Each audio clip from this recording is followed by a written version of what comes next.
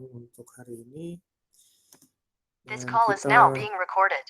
Dan kita sekarang menggunakan Simulink, ya.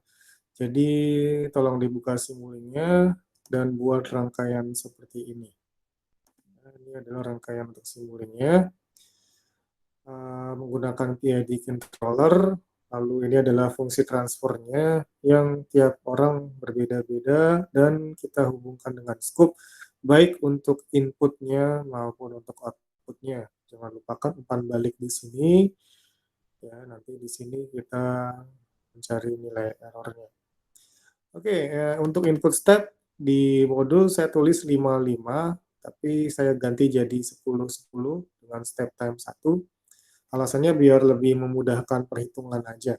Kalau 5 kayaknya agak ganjil, kalau 10 itu lebih mudah.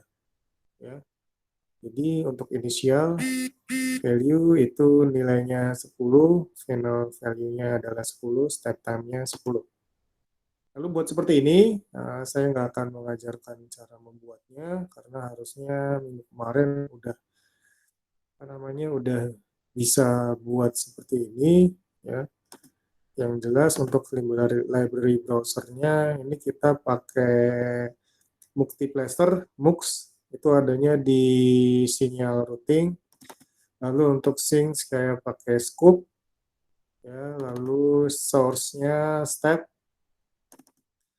Dan untuk continuous saya pakai transfer function dan juga PID controller. Lalu untuk operasi pengurangan saya pakai subtract di sini. Ya, itu tinggal disusun sendiri. Lalu hasil penyusunannya akan seperti ini. Ya, dan kalau dilihat di modulnya jadi seperti ini, dan untuk fungsi transfernya itu adalah A per S kuadrat tambah 6S tambah A. Ya. Jadi A itu adalah nomor presensi kalian dari 1 sampai 18. Ya, saya rasa untuk presensi ini belum ada sih, jadi saya kasih lihat aja. Presensinya di sini.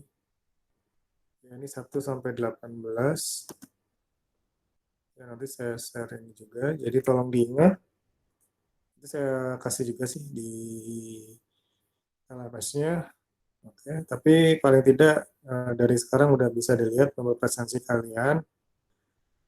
Dan itu tinggal dimasukkan ke persamaan di sini. Jadi kalau presensinya 5, misalkan berarti 5 per S kuadrat tambah 6S tambah 5. Oke, waktunya disesuaikan respon yang diperoleh. Ya, jadi waktu di sini itu maksudnya waktu di simulasi. Kalau misalkan terlalu cepat, masih transien, masih berubah-ubah nilainya, itu dipanjangin. Kalau terlalu panjang tinggal disingkat. Jadi ini tanggal diganti sesuai dengan respon yang diperoleh. Jadi tiap orang bisa beda-beda. Ya. Oke, lalu di sini, ya, di sini kita disuruh untuk mengisi tabel untuk nilai P atau I yang berbeda-beda. Kita bisa lihat di sini untuk PID, ya, ini proporsional sama integralnya, itu kita tinggal masukin aja sesuai dengan apa yang ada di tabel. Filter koefisiennya sebenarnya nggak ngaruh karena derivatifnya saya buat 0, tapi nggak apa-apa, tulis aja 100, artinya nggak usah diubah-ubah. Jadi yang nanti diubah-ubah adalah nilai P dan I-nya. Oke, lalu kalau misalkan sudah dibuat, misalkan saya buat P-nya sekian, ya, saya contohnya di sini P-nya 50. Ya, saya buat P-nya 50, lalu langsung simulasikan. Nanti ketemu hasilnya kayak gini. Pertanyaannya adalah bagaimana cara mengisi tabel untuk error steady state, untuk overshoot, untuk time rise, untuk time peak, dan time settling 2%. Oke, jadi saya di sini kasih tahu caranya. Ya, Nanti kalau misalkan masih ada yang nanya bisa lihat videonya, akan saya upload. Yang pertama adalah error steady state. Itu adalah error pada keadaan steady. Kita lihat di grafik ini, ya. Keadaan steady itu adalah keadaan di mana nilainya udah nggak berubah-ubah lagi. Di posisi ini, itu belum steady. Ini masih berosilasi, ini masih overshoot, masih osilasi, overshoot, dan seterusnya. Steady itu mulai di sini, ya, di sini. Nah, kita lihat di sini, set point-nya itu adalah 10. Artinya nilai yang kita inginkan adalah 10. Kenyataannya, ini yang warna ungu, dia stabil bukan di nilai 10. Kita lihat, ya, kita klik aja. Kita giniin, ya, di highlight. Kita lihat di sini, wah, ternyata dia stabil di nilai 9,8. Kelihatan di sini. Artinya ada perbedaan 0,2. Ya, ini nilai yang kita inginkan adalah 10. Nilai yang output-nya saat stabil adalah 9,8. Ada perbedaan 0,2 terhadap 10. Artinya, besar error steady state-nya adalah 10 dikurangi 9,8 per 10 dikali 100%, atau 2% untuk kasus ini. Kalau nanti dia stabilnya di 5, berarti error steady state-nya itu adalah 10 min 5 per 10 kali 100%, atau 50%. Itu cara menghitung error steady state. Lalu overshoot, ya, gimana cara ngitungnya? Kita lihat di sini, ya. Targetnya kan 10. Di sini dia puncaknya ada di 12,82, ya, kelihatan. Aduh, ini oke, saya highlight lagi. Dia ada di 12,82. Kita ingin nilainya di 10, targetnya, tapi dia menembus nilai maksimal 12,82. Artinya, overshoot-nya adalah 12,82 dikurangi 10 per 10. Berarti 2,82 per 10 kali 100%, sama dengan 28,2 sen. Ya. Seperti itu. Ya. Jadi, apa namanya, kalau misalkan overshoot-nya 15, berarti 15 dikurangi 10 per 10 sama dengan 50%. Ya gitu doang. Nah, jadi kita ngelihat puncaknya. Oke, lalu yang ketiga, time rise. Time rise adalah waktu yang dibutuhkan untuk mencapai nilai target pertama kali. Di sini targetnya adalah 10, dan untuk semua orang 10. Saya sengaja pilih 10 biar gampang. Kita lihat, waktu yang dibutuhkan untuk mencapai nilai 10. Ini waktunya di bawah ini. Kita lihat. Ya. Nah, kita highlight aja. Oke, ini 0,2977, ya, atau sekitar itulah. Jadi, waktu yang dibutuhkan untuk mencapai nilai 10 pertama kali adalah 0,2977, atau sekitarnya. Itu time rise. Kalau time peak adalah waktu yang dibutuhkan untuk mencapai puncak.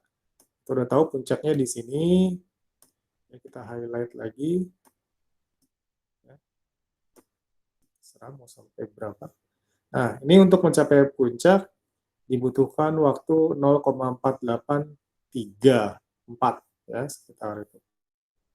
Nah, jadi tinggal di highlight dan dicari nilai di bawahnya. Nah, yang terakhir adalah untuk mencapai waktu yang dibutuhkan untuk mencapai settling dengan error 2%. Nah, kita ngelihat dulu error 2% itu di mana. Kalau dalam kasus ini dan mungkin dalam kasus-kasus lain, errornya itu ada di saat nilainya 9,8. Karena 2% dari 10 itu adalah 0,02 dan 10 dikurangi 0,2, 10 dikurangi 0,2 adalah 9,8. Jadi kita melihat waktu yang dibutuhkan pertama kali untuk nyampe ke 9,8. Ini masih osilasi. Ini saya lihat di sini. Nah, ini kan masih naik ya. Nah, ini kira-kira di sini. Sehingga ya kita bisa melihat dia pertama kali menyentuh 9,8 itu di sekitar 2,6 ya 2,687 ya. Ya bisa dikit-dikit beda, nggak masalah. Yang penting prinsipnya tahu. Ya itu, dan itu dilakukan untuk setiap apa namanya tabel. Ya. Tadi kan cuma satu. Jadi ubah nilainya, lalu cari nilai error steady state, overshoot, time rise, time peak, dan time settling untuk kombinasi ini. Ya, kalau udah nanti ya udah tabelnya nanti dilaporkan maksimal jam 10.30. Ya. Terus yang nomor 7, ya ini suruh gambar root locus. Tapi apa namanya? Ini enggak semuanya. Enggak semuanya, artinya ya kita tinggal apa namanya? Menggambar yang nilai yang terbaik. Menurut kalian yang paling baik di mana? Ya, menurut kalian yang paling baik di mana? Jadi bisa dilakukan. Ya. Ini bisa juga kayak gini sih. Access property, tapi ini nggak bisa dilihat nilainya.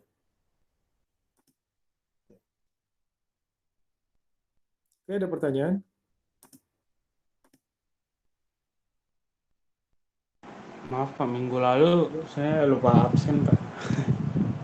Ya nggak apa-apa, karena yang penting kan minggu kemarin daftar hadirnya mulai jam 8.30 nggak bisa diakses. Jadi nggak masalah. Pak, maaf, lihat presensi lagi. Oh, presensi. Ya. Ini ya.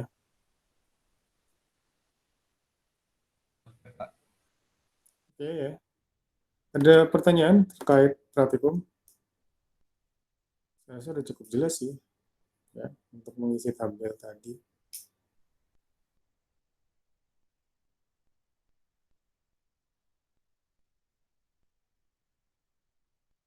Kayaknya nggak ada ya. Kalau nggak kalau ada tinggal dikerjakan aja. Lalu apa namanya? Nanti saya akan share videonya. Oke, saya close dulu. Ya. Kalau ada pertanyaan langsung ke WhatsApp. Ya.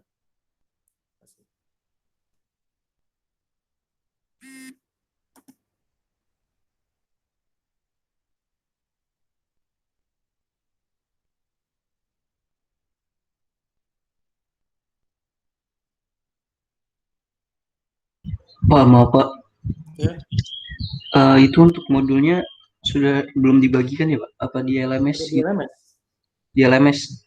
Ada di LMS, bisa dibuka. Oke, terima Ini kasih Pak. kirim data sementaranya di situ. Oke Pak. Ya.